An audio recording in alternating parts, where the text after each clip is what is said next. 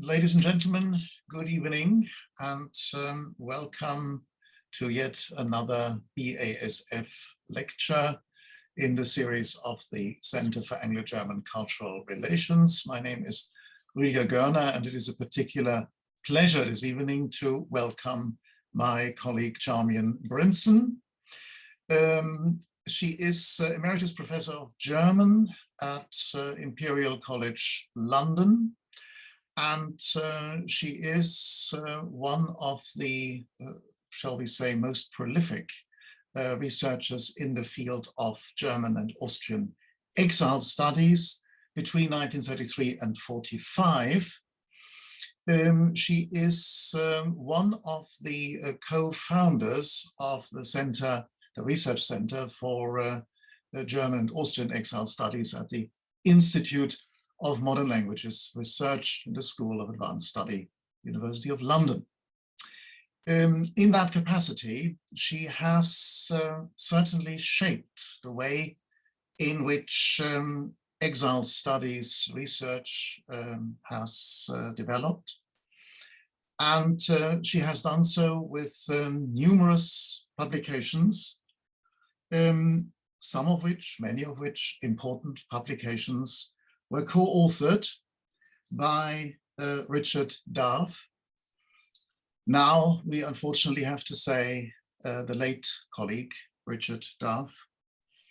It is the example of an extremely fruitful research partnership, exceptionally so because we owe to this research partnership 3 major publications prior to the volume that Charmian Brinson will base her talk tonight on. I would like to mention a co-edition, and it was a special edition of the yearbook for the Center of German and Austrian Exile Studies, Stimme der Wahrheit, the German language broadcasting by the BBC. Then another truly groundbreaking work, Politics by Other Means, the Free German Language of Culture in London, 1939 to 1946. And on the subject of groundbreaking research, I dare say, A Matter of Intelligence, MI5 and the Surveillance of Anti-Nazi Refugees, 33 to 45, was such a very special example. To a certain extent, when I think of the latter book, the most recent book publication, Working for the War Effort, is in a sense the other side of the coin of this particular approach. I see both books as it were, volume 1 and volume 2 of a very specific take on the significance of German exiles, German-speaking exiles, German-speaking refugees in this country. So with that, I'm delighted to hand over to Charmian Brinson and invite you to deliver your lecture. Thank you. Thank you very much, Rüdiger. As Rüdiger's really already said, the lecture I'm giving today is based on a recent book by Richard Dove and myself, which was published by Valentine Mitchell in June of last year. And in fact, this lecture does have a sad aspect to it because between the book's appearance and now, my fellow author sadly died. So if I may, I'd like to say this lecture is dedicated to the memory of Richard Dove. Between 1933 and 1939, up to 80,000 refugees from Hitler, largely Germans and Austrians, were seeking asylum in Britain. After war broke out in 1939, their status changed to one of enemy alien, and by 1940, many of the men and some of the women refugees were subject to mass alien internment, largely on the Isle of Man, but also as far afield as the British Dominions, principally Canada and Australia. Most of the internees were released by 1941, however, and despite these experiences, many of them were still anxious to play a part in the British war effort. Now, it's interesting to consider why this should have been so. Most of the refugees Both Jews, about 90% of the refugee population, and non-Jews, that's the remaining 10%, were motivated by their firm opposition to Nazism, strengthened by the experience of persecution that many of them had suffered prior to their emigration. Among them were numerous political refugees who'd had to flee into exile because of their membership of anti-Nazi political parties, such as Communist or Social Democrat, and they continued to belong to their oppositional political groupings while in Britain. Another factor was undoubtedly a sense of self-preservation. Some of the refugees had been well known in Germany and would have certainly appeared on Gestapo blacklists. If Germany had invaded Britain, and this seemed like a distinct possibility in 1940, they would have been among the first to be arrested.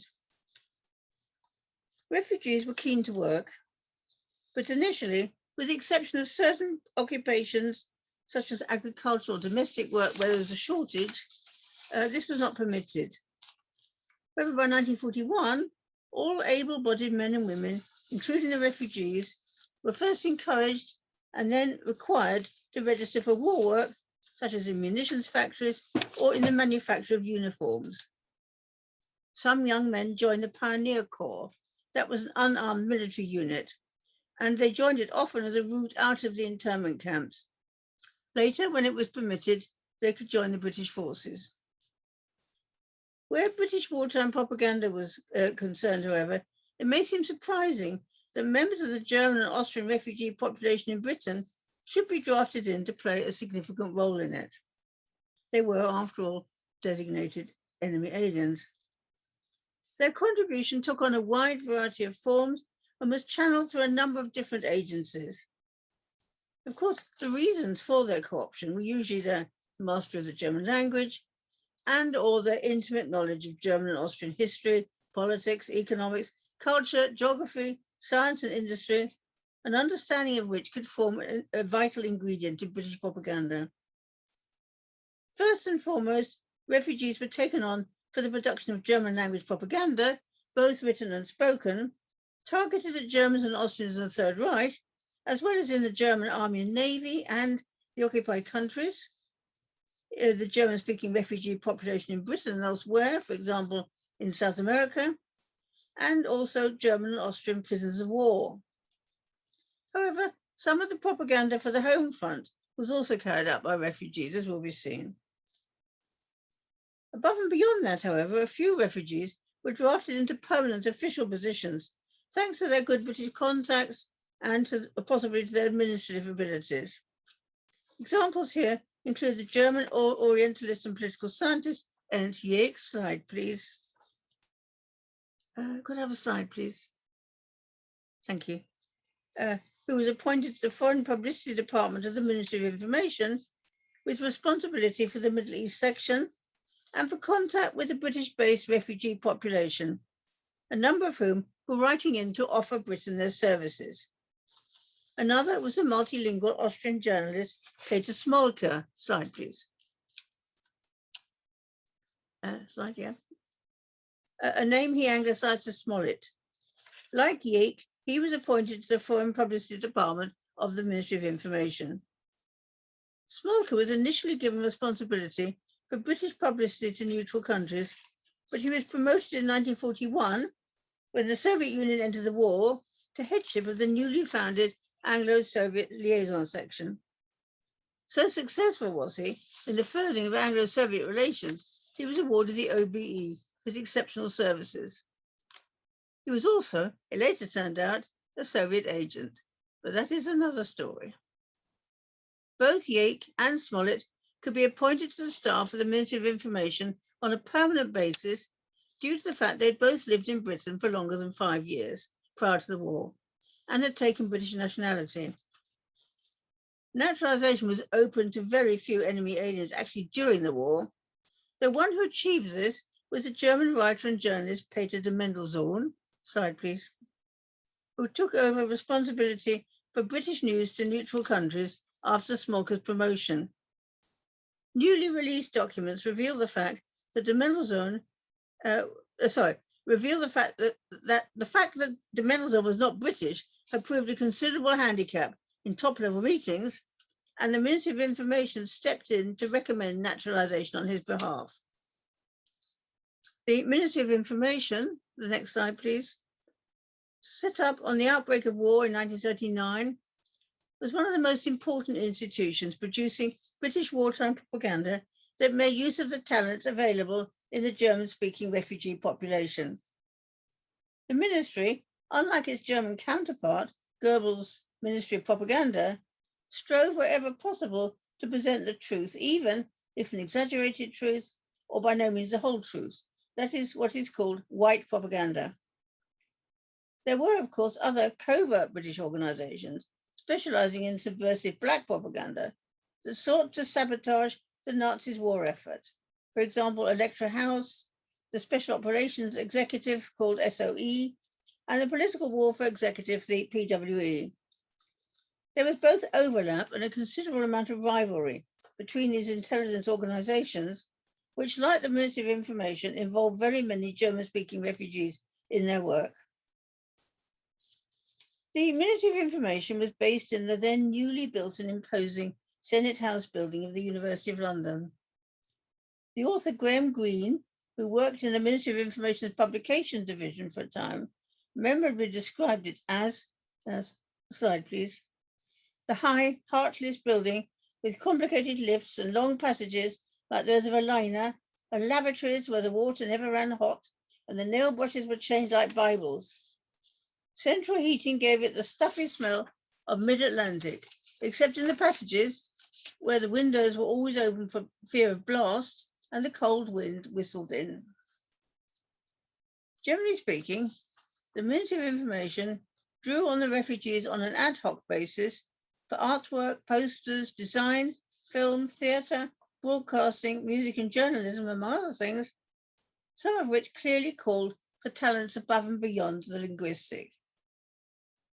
The refugee artists, in particular the poster artists, found themselves in a special demand, since poster design was considered to be of particular importance for wartime British propaganda, both for the home front and for overseas. They included the two Germans, Hans Schläger and FHK Henry Orn, as well as Polish-born Georg Himm, a slide please, and Jan Lewitt.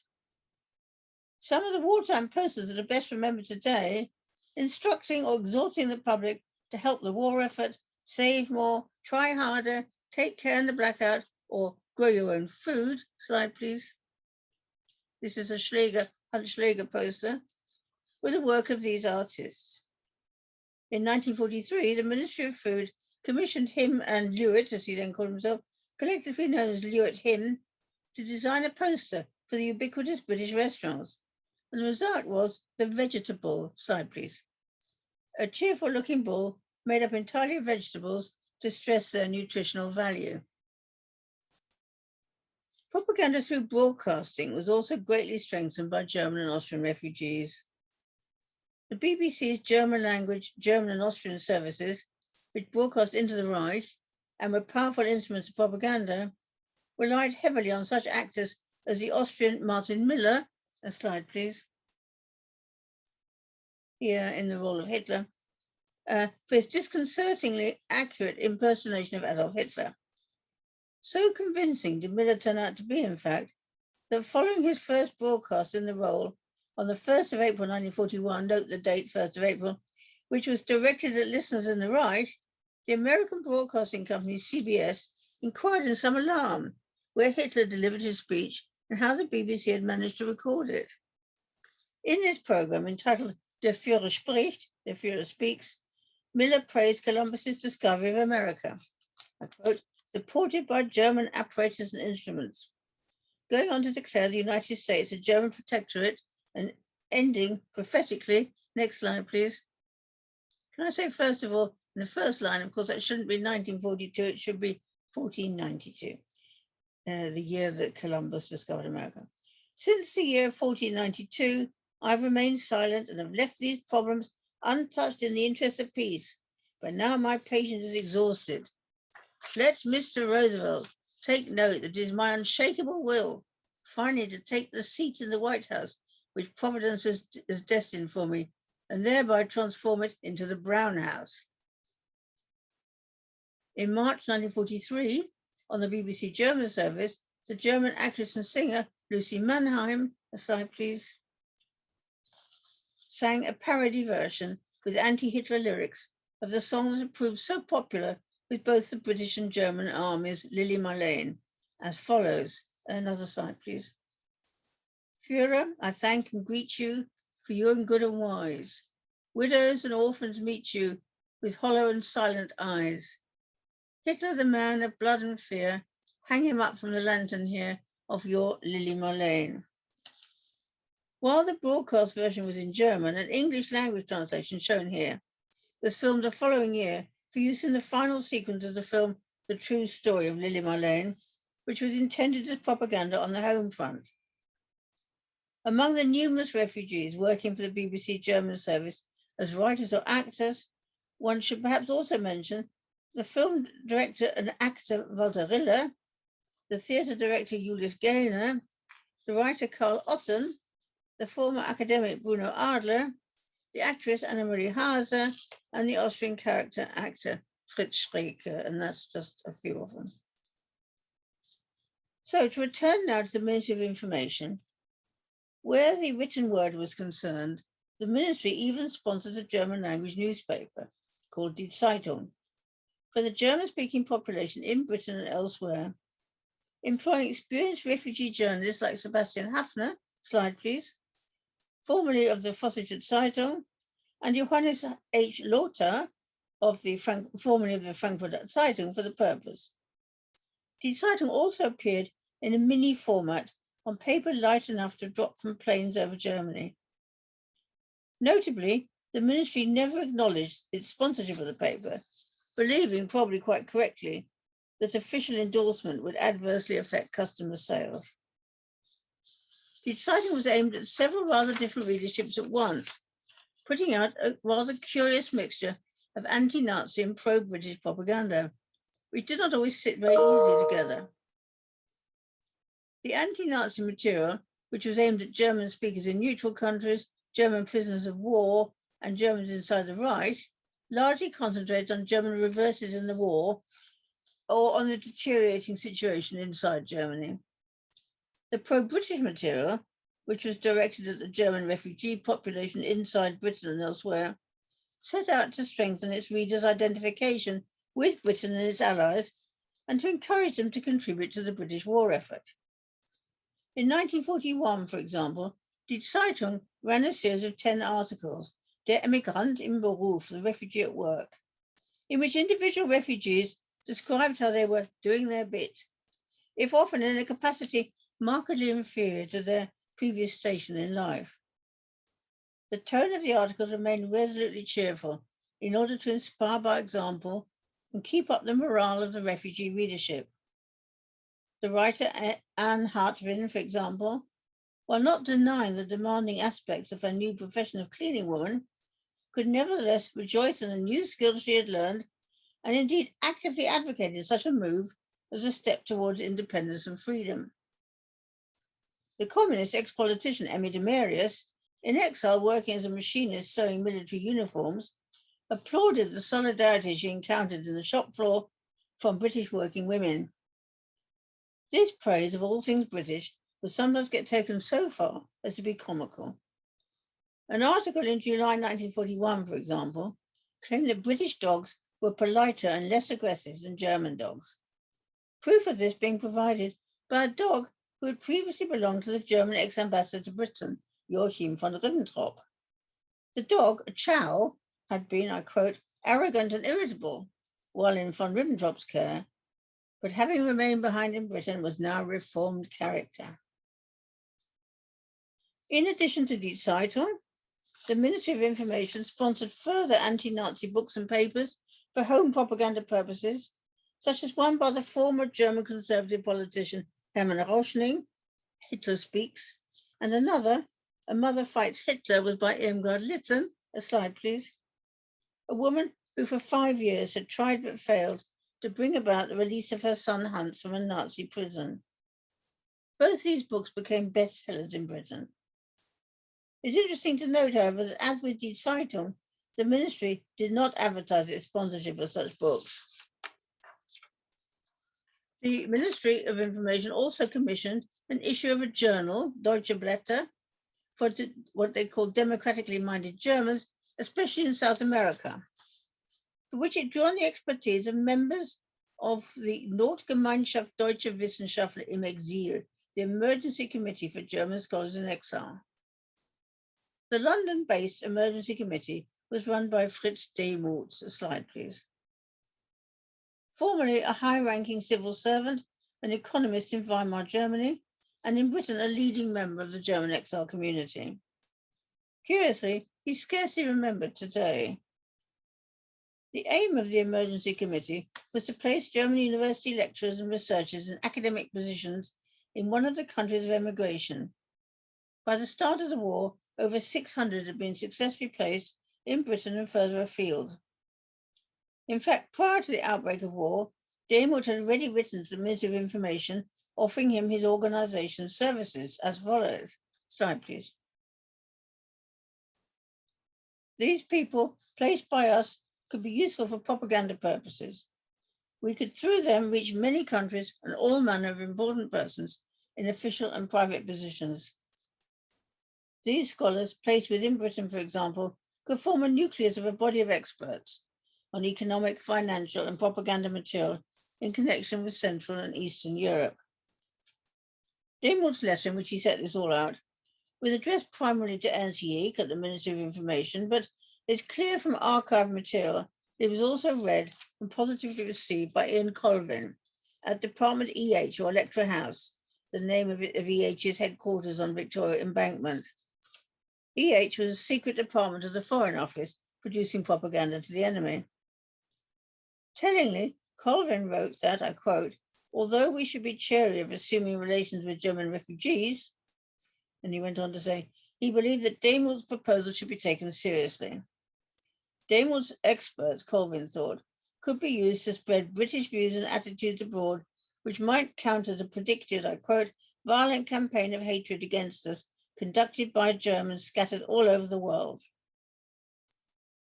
Reporting back to Jäcke and the Ministry of Information, the Demuth Committee, as Demuth's group became known, set about working on the production of articles and pamphlets.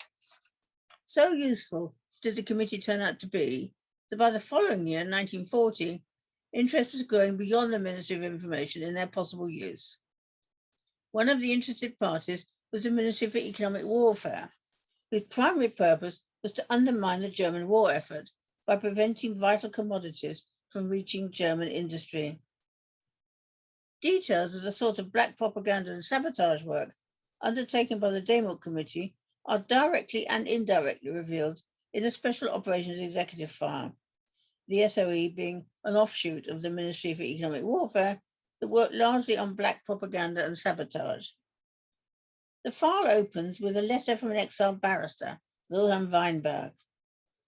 Weinberg had written in to suggest an ingenious scheme for propaganda, whereby a considerable number of anonymous letters to be posted in Germany should be sent to German officers purporting to come from a German with a military background and containing criticism of the Nazi war operation.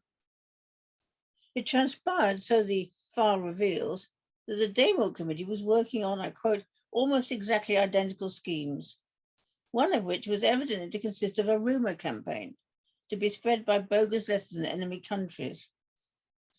Another such scheme from spring 1941 that aimed to undermine a Nazi-Soviet agreement involving deliveries of oil and other goods from Russia, sounds almost like today, doesn't it, in exchange for machinery from Germany, is elaborated upon in greater detail. Fake letters have been sent to members of the Reichsgruppe Elektroindustrie, the leading figures in the German electrical industry in Germany, advising them there was no longer any need to expedite machinery deliveries to the Soviet Union.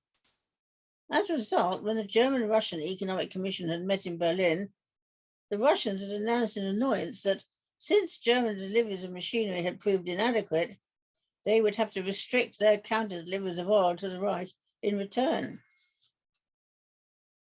The Demuth Committee continued with their work, which also included the compilation of an archive of some 800,000 cuttings on Germany and its allies, until well past the end of the war. And there were numerous other refugees involved in different forms of black propaganda, such as in clandestine broadcasting to the enemy, which was conducted in and around Woburn Abbey on the estate of the Duke of Bedford, a location conveniently close to London but scarcely disturbed by the war. The broadcasting team, most of whom were so-called enemy aliens, were led by the journalist Sefton Delmer. Like a slide, please. A British citizen with a native command of German who was recruited to the SOE in September 1940. Delmer's activities bore little or no relation to the white broadcasting to the enemy being conducted at that time by the BBC, whose German and Austrian services, also employers of large numbers of refugees, as I already said, always declared its identity and strove wherever possible to tell the truth within the limits of the weekly official directive, of course.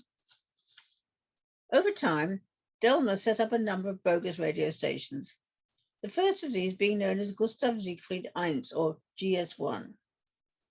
The station, purportedly based in Germany or German-occupied Europe, though in fact situated in Bedfordshire, would expose the corruption of Nazi officials and officers through the commentary of an upright and ardently nationalistic German officer. This represented a new departure in British official broadcasting, transmitting so-called news, which was a calculated balance of fact and fiction, designed to mislead and disorientate the German listener.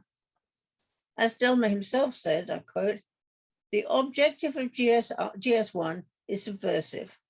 It will spread disturbing and disruptive news to induce the Germans to distrust and disobey their government." And this was a formula that was largely followed by all the black radio stations Delmer set up. GS1 had only two voices: the announcer who introduced the program and der Chef, the chief, played by the German refugee journalist Peter Zeckelmann. Slide, please. Zeckelmann had arrived in Britain in 1937, establishing himself as a freelance press and literary agent in London before volunteering for the Pioneer Corps after the outbreak of war. Delmer first met him in April 1941 and thought his voice just right for the chief. I quote, "Virile and resonant, with just that slight trace of a German drawl, which I had found so often in the speech of Junker officers of the Kaiser's Guards regiments." GS1 began broadcasting the following month, in May 1941, just in time to capitalize on the surprising arrival in Scotland of Hitler's deputy, Rudolf Hess, carrying with him a peace proposal for the British government. Posing as a Prussian officer of the old school, Zeckelmann, as the chief, declared his violent hatred of the British, and even more so of the Russians, but then condemned the behavior of many Nazi officials and Wehrmacht officers whose conduct he portrayed as self-seeking, corrupt, and sexually depraved. He went on to attack Hess as the epitome of the gutless, what he called parlor Bolsheviks, who purported to be the party leaders. According to the chief, Hitler, who unlike the other leading Nazis remained the object of unconditional loyalty in GS1, had known nothing of Hess's Scottish plan. During the first broadcast, the chief was quick to confirm his anti-British stance by denouncing that flat-footed bastard of a drunken old Jew, Churchill, one example of the extreme language used throughout the broadcast. Delmer's radical ideas on propaganda were not widely shared among the British intelligence community, let alone inside government. They were, for one, very different in style and ethos to existing German language broadcasts of SOE, which still set out to appeal to the good Germans. GS1, by contrast, was often vulgar, abusive, and even, according to Delmer himself, pornographic. One account by Zeckelmann as the chief, in which a German admiral was portrayed as conducting a sexual orgy, provoked a shocked reaction from Sir Stafford Cripps, a member of Churchill's war cabinet, who wrote to the Foreign Secretary, Anthony Eden, that, I quote, "If this is the sort of thing that's needed to win the war, why, I'd rather lose it." GS1 was broadcast at the same time on every day of the week to encourage regular listening, though there were inevitably problems of reception and jamming by the Nazi authorities, particularly in Berlin and Leipzig. As with all propaganda broadcasting, it was difficult to assess exactly how the program was being received inside Germany. But the Political Warfare Executive, or PWE, appears to have assembled sufficient evidence from scattered sources, for example, from prisoners of war, that GS-1 was both widely heard and widely believed to be a station operating inside Germany or German-occupied Europe.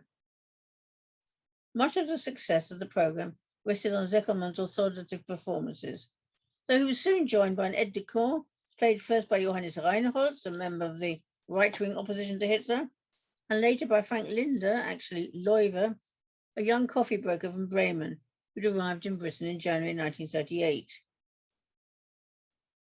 Over the next 2 years, Delmer assembled an impressive broadcasting team, including 2 assistants with prior experience of broadcasting, Ernst Adam and Alexander Maas.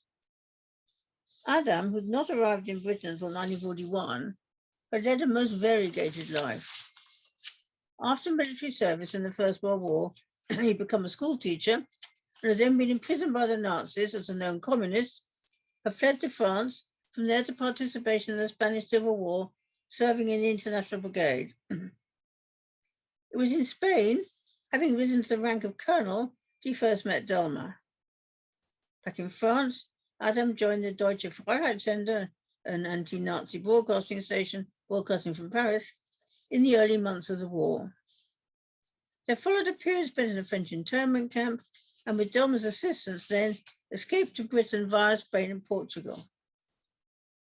Alexander Maas had gained his broadcasting experience first in Cologne, then in Moscow, then Madrid, and finally, like Adam, in Paris with the Deutsche Freiheitssender. He arrived in Britain again due to Delmer's intervention via Bermuda, having followed an even more circuitous route than Adam.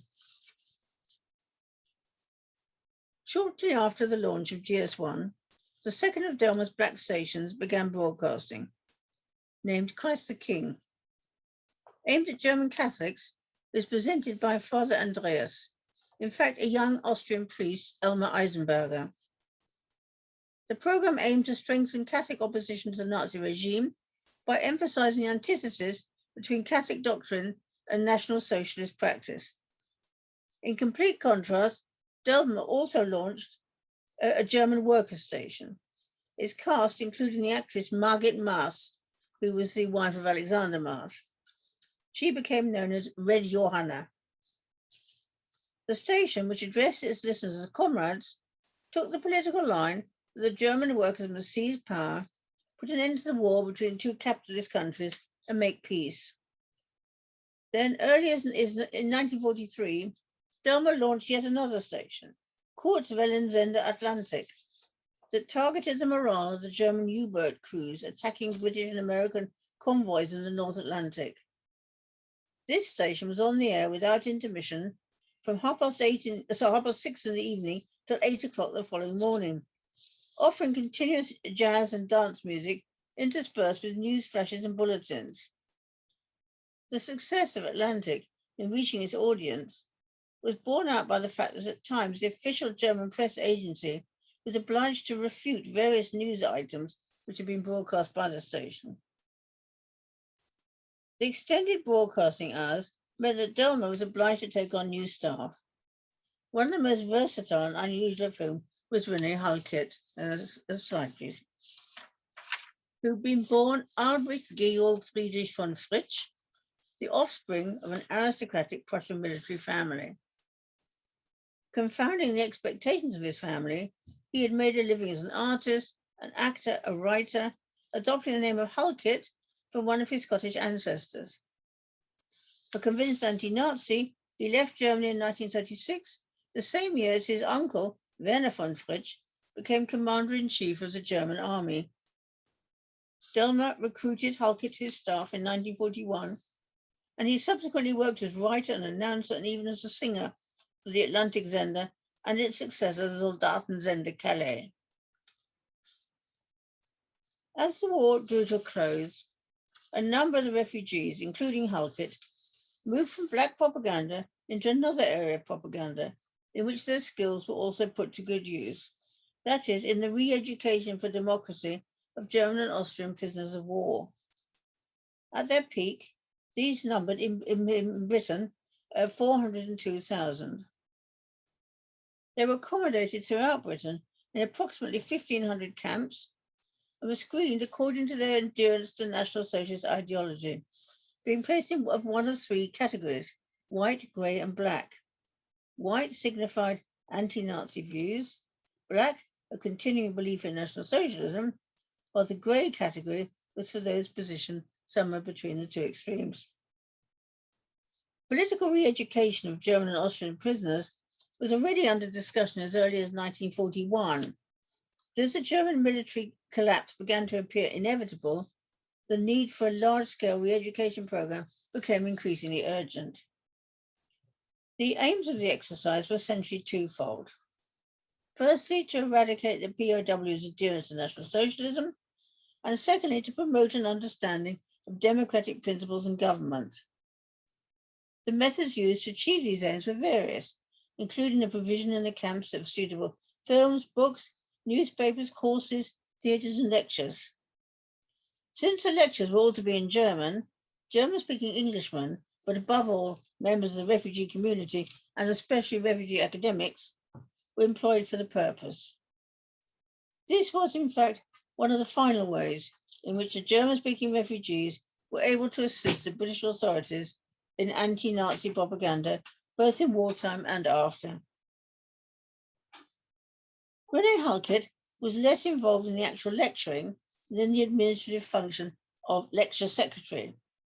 He was in charge of the lecture program that formed a major part of POW re-education.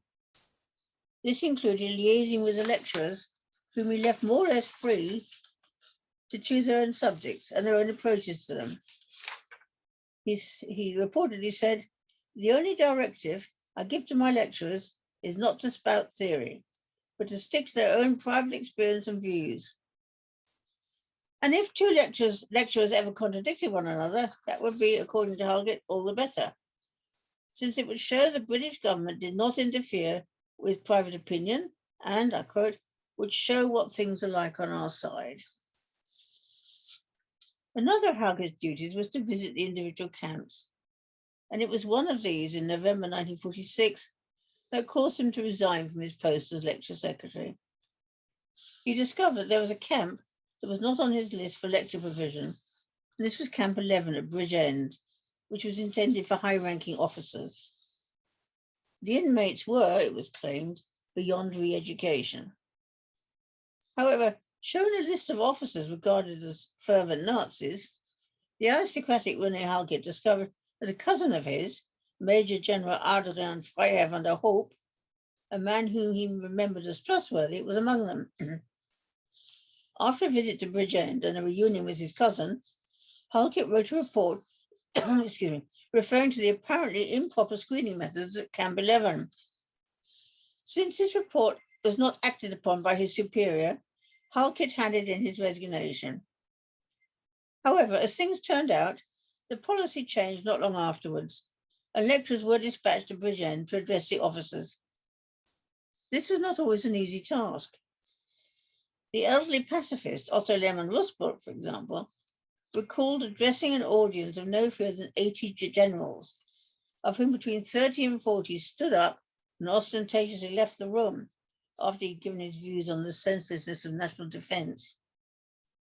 Other lecturers there, such as the refugee author and journalist Hermann Zinsheimer, or the distinguished German lawyer and academic Gerhard Leibniz, appear to have had more sustained discussions with their military audiences.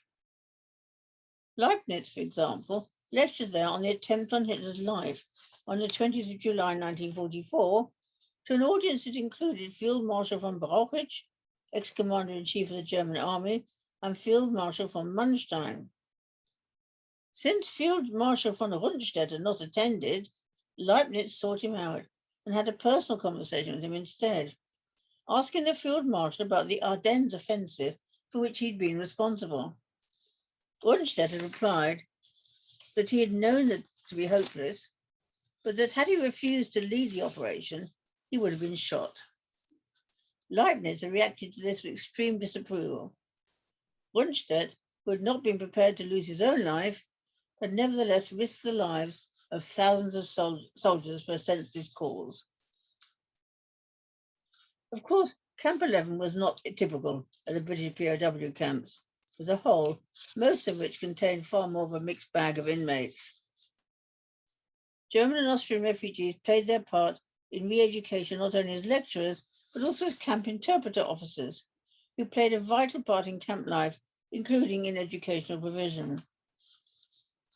Two refugees who are commonly cited in this connection are the German Herbert Sulzbach, could I have a slide, please, and the Austrian Charles Stambrook. Both men had been serving in the Pioneer Corps when they saw and successfully applied for the advertised post of interpreter officer in one of the POW camps. This was not an easy assignment. In the early stages, at least, Jewish refugees were not welcomed by the inmates in most camps, being derogatively dismissed as Lagerjuden, or camp Jews. Sulzbach has written about some of the difficulty encountered. Most POWs, for instance, refused to read the British newspapers that were delivered to the camps each day, believing that reports of a forthcoming Allied victory were false news. Instead, they were still confidently expecting the arrival of German paratroopers all over Britain, and even refused to believe the news of Hitler's death. Charles Stambrook, for his part, has described his initial confrontation with the German prisoners as little short of traumatic. Slide, please. At the thought that I was about to come face to face with those who'd been the ruin of my family and of my own life, I felt such a repugnance that my feet wouldn't move. After Henry Falk pushed me in, I could barely stop myself from hitting out at the faces in front of me. But since I overcame the first shock, I saw them as people, and it was all right. Both Sulzbach and Stambrook were very effective in winning the demoralized prisoners of war over, and indeed as acting as an inspiration to them, as shown by numerous tributes from former POW inmates. One anecdote concerning Stambrook, for example. A former SS man insulted him with the word Judenlümmel, Jewish lout. Stambrook replied calmly, "Jewish is correct, lout is incorrect," and had walked on. The difference between this dignified response and the retort that a comparable incident in Nazi Germany would have caused very much impressed those who witnessed the episode. No account of the re-education program would be complete without at least a mention of the elite prisoner of war camp, Woolton Park, established by the refugee historian Heinz Köppler. A slide, please. Its aim was to create effective leaders for post-war Germany. It was run on British university lines with small teaching groups, seminars, and tutorials, and it promoted the values of tolerance and democracy. As well as the high quality of the German lecturing staff selected for Woolton Park, Köppler was also able to call on a bevy of distinguished British guest lecturers, including Lord Pakenham, who at the time was the Minister for the British Zone of Germany, Harold Nicholson, and Bishop George Bell. An evening featuring a debate, for example, between two new MPs, one Labour, Dennis Healey, and one Conservative, Julian Amery, who were also personal friends, was intended to illustrate that different viewpoints could both still be valid. Generally seen as a crown of the British post-war re-education programme, Woolton Park was remembered appreciatively by many of its past students after they'd returned to Germany, and they used to have reunions and so forth. There would be numerous other enemy aliens to be mentioned here if time was no object.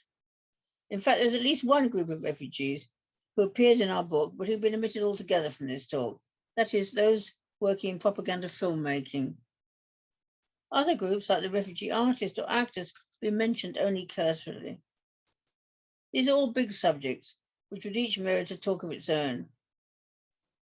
May I just say that if you found this talk interesting and as struck as we were that many of the protagonists and their contribution to British war effort are virtually unknown today, perhaps you might be inclined to read our recent book.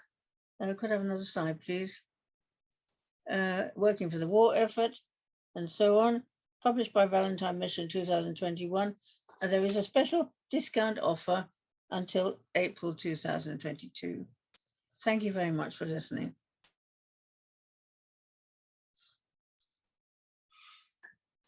Charmian, thank you very much indeed for telling us about the far-reaching working for the war effort of German-speaking exiles. I think this is a fascinating panorama that you have presented us with, and much, much more than a panorama, because you've also shown, I think, very interestingly, how, in particular in the second half of your talk, how the re-education program for the POW, in the POW camps, linked up directly with the re-education program for Germany in the British zone. Yes. And I think it is this connection which is, on the one hand, it looks obvious, but of course it isn't. And I think one can learn lots of lessons from that particular take of yours. And of course, the material that you have provided in your book and in your talk now is, for most parts, for the general public, still unknown. So I think this is a real discovery in many ways, and I thank you so much for presenting this to us. Thank you. We have now a Q&A session, and Jana, who is monitoring what's going on in terms of both the chat and also in case you want to speak and not use the chat, please raise your hand through the usual means, and Jana will then promote you to, what is it, moderator or whatever else, and you will be able to speak and be heard. So whilst you're perhaps thinking about questions, comments, statements, I just wondered, Charmian, it is difficult to really tell exactly what the interconnections were between all these various people, other than this joint ambition in the war effort. But I would just like to, for personal preference, I would like to single out Sebastian Haffner in all of that, because in a sense he managed to be in a rather privileged position, did he not? Because after all, he made it to a leader writer in the Observer. He did, yes. And before the fallout with David, with Astor. Yes. But was there any indication, did you find any indication that there was a sense of perhaps even envy that someone like Haffner was able to obtain such a very influential position, partly also based, of course, on his book on Germany, Jekyll and Hyde? Yes. Were there any indications? Did you find anything in this direction? Or well, not exactly that, but it's true that he stopped working for the Zeitung quite early on, after about a year and a half. And I think he had the possibility of doing it if he had good connections, but his English was also very good. Yes. And I think that simply was not the case with the other people who worked on Die Zeitung. They were not in that position. Interesting. Yes. And of course, after all, his book was even discussed in the House of Commons, which is quite an extraordinary thing. Yeah, yeah. Fine. So any questions from the floor, so to speak, the virtual floor? We have, sorry, I just need to open this up. This comes from Edward Hughes. Beyond the immediate post-war years, what did people like Delmer, Seckelman, and Hackett go on to? What did they do afterwards? Okay, well, Hackett went back to Germany and worked in connection with the Nuremberg trials. He translated that. But then he came back to Britain and he actually became an artist, a full-time artist. He did continue working for the BBC. He had a column, if that's the right word for the radio. He had a program every so often, every month, I think it was, on news from Cornwall. He moved to Cornwall and he had this column and he painted in Cornwall.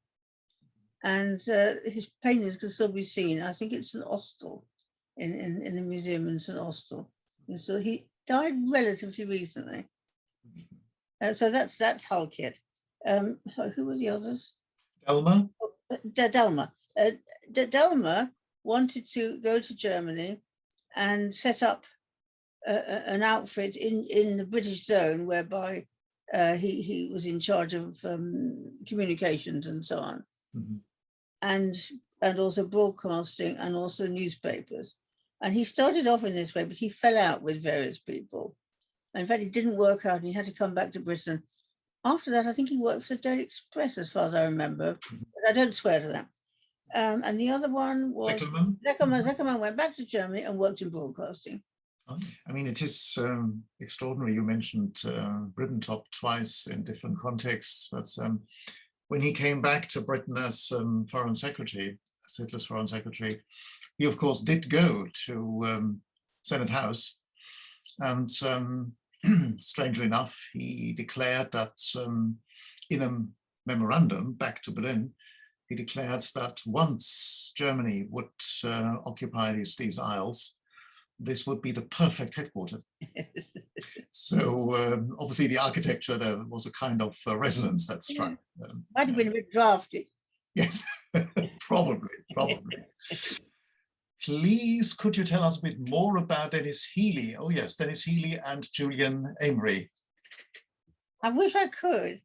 I can only tell you this one thing, that they were asked to put on this evening for the prisoners of war in Wilton camp and it was in order to show that it was possible to disagree and still be friendly. Unfortunately, I can't tell you anything more than that. I wish I could. I mean, the nice thing about Wilton Park is, of course, that it played a very crucial part and still does with the Young Königswinter and the Wilton Park conferences. Yes. So there is a kind of continuation of that spirit, which is something we need desperately still, all once again. Any more questions, please? Hello, it's Marianne Howarth. It's not a question. It's just to say a huge thank you to Charmian for a most illuminating talk. Thank you. I have followed quite a lot of your work, and yours and Richard's in the past, and have found it extraordinarily interesting. But tonight you brought so many new insights and so much more information that, well, was totally new to me. That's probably, my ignorance, but thank you very, very much. I was particularly interested in the parts played by Sebastian Hafner and Sefton Delma, which I knew absolutely nothing about. But in the past, when I was still an active academic, I have taught on the media and politics in Germany, and I was well aware, in particular, Sebastian Hafner's role in the re-establishment of the German press and media in the late 40s, early 50s. And I'm absolutely overwhelmed by all the information you've given me, which is why I'm not able actually to ask any questions, but I just did want to say thank you very much. It's been absolutely fabulous. Thank you. Thank you, Marianne. If you did have any questions, you could always email me. Yeah, I will do. Yes. It will come back to me, I'm sure. Thank you for that. We have Joseph Müller, and the question is, did any of the exiles obtain influential positions in the broadcast and newspaper scenes that were reconstructed by the British in the British zones in Germany or Austria? The answer is yes. Let me just think who I should mention here. The one who really occurs to me is Heinz Schmidt. But Heinz Schmidt didn't actually go to the British zone as such. He went to Berlin, and he was in charge of the radio for all Berlin. To begin with, there was cooperation with the different zones. And he had, in Britain, he'd had a very important part. Didn't mention him today, but he was important in the Free German movement, communist.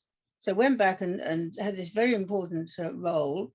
And the Soviets then thought that he was getting too friendly with his peers in the other zones, and he lost his job, and he had to go up to where was it? Not the North, the Baltic anyway, and he was put in charge of a collective farm. His wife, Eva Kolmer, Austrian, who'd also played a terribly important role politically in exile in Britain, went with him, of course. So they were stuck up on the Baltic, looking after this collective farm, and they were only allowed back into Berlin if they did a postal course in Marxism, Leninism. That is an extreme example of luck turning upside down, I suppose, when people went back. Mm. I mean, to a certain extent, am I right in saying this, Charmian? Peter de Mendelssohn also, Yes. to a certain extent, played an important part afterwards, Yes. and Right. as a publicist, really. Yes, he did. Yeah, and of course also then as husband of Hilde Spiel. So yes, there was this connection. Was there another question here? No, there is John Goodyear. He would like to speak. Ayana, could we? Yeah. Is that all working? Fantastic. Thank you very much for that wonderful talk, Charmian. thank you.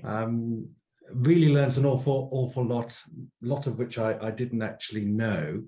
I'm going to veer out of the German and Austrian speaking world for a moment, and just wanted to ask you with regards to Italians in these camps, and to what extent does your research venture into this sort of area? Because obviously Italians would have been interned together with Germans and Austrians, and were those German speakers also talking to Italian interned prisoners of war, for instance?